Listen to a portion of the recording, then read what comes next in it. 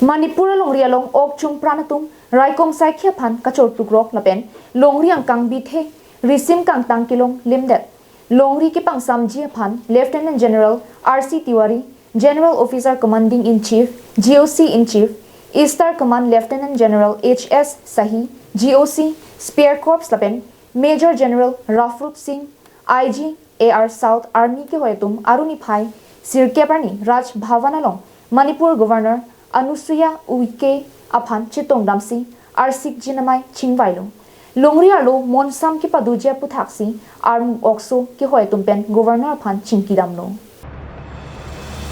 Manipur longri alo ajara ki sum kasik sakle dositame kachetong thekjia phan army lapen Assam Rifle atum un anakime kachisik chedang pondolo polam nelong pinpur pon anparta rat anglung lapen munit ke do angden hut jongsi kopine kahingnu chipholok pusitame un an ke jong wanawar sai ki pithek jalam parno ponu anparta longri alo prek jamadin along ke be kiche arar tuma phanta kirap ke pajok thekjia phan armu oksuatum kachisik pon dolo